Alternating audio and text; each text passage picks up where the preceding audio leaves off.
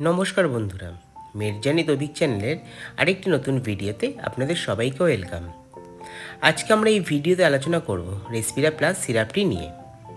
এই ভিডিওতে আমরা জানব এই সিরাপটির কাজ কী, সিরাপটি কী কী দিয়ে তৈরি, সিরাপটি কিভাবে খাবেন, সিরাপটির কোনো সাইড এফেক্ট আছে কি না, এই সব কিছু এই ভিডিওতে আলোচনা করতে চলেছি।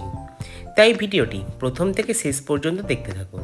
আর ভিডিওটি যদি আপনাদের ভালো লেগে থাকে তাহলে ভিডিওটিতে একটি লাইক করবেন ও এই রকম নানান ধরনের মেডিসিন সম্বন্ধে জানতে গেলে চ্যানেলটিকে সাবস্ক্রাইব করে পাশে থাকা বেল আইকনটি প্রেস করবেন।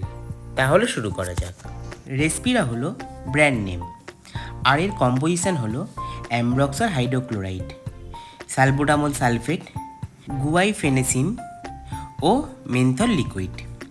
সিরাপটিতে অ্যামব্রক্সার হাইড্রোক্লোরাইড আছে 15 mg, সালবুটামল আছে 1 mg, গুয়াইফেনেসিন আছে 50 mg এবং মেন্থল আছে 1 mg।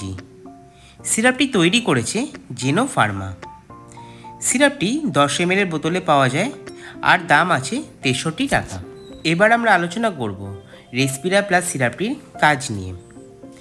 রেসপিরা সিরাপটি হলো একটি ব্রঙ্কোডাইলেটরি মিউকোলাইটিক সিরাপ। সিরাপটি কাশি, বুকে কফ জমে থাকলে সেই কফ বার করতে সাহায্য করে থাকে।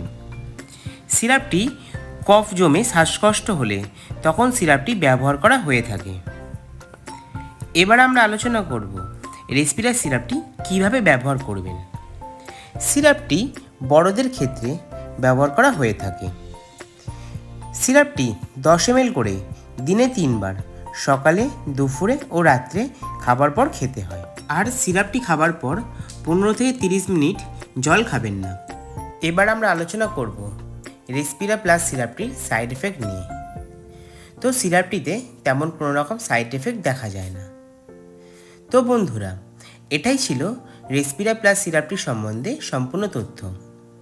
যদি আমার এই ভিডিওটি আপনাদের ভালো লেগে থাকে বা আপনাদের কিছু হেল্প করে থাকে তাহলে ভিডিওটিতে অবশ্যই একটি লাইক করবেন ও এই রকম নানান ধরনের মেডিসিন সম্বন্ধে জানতে গেলে চ্যানেলটিকে সাবস্ক্রাইব করে পাশে থাকা বেল আইকনটি প্রেস করবেন। সবাই সুস্থ থাকবেন, পরিবারে খেয়াল রাখবেন। ধন্যবাদ।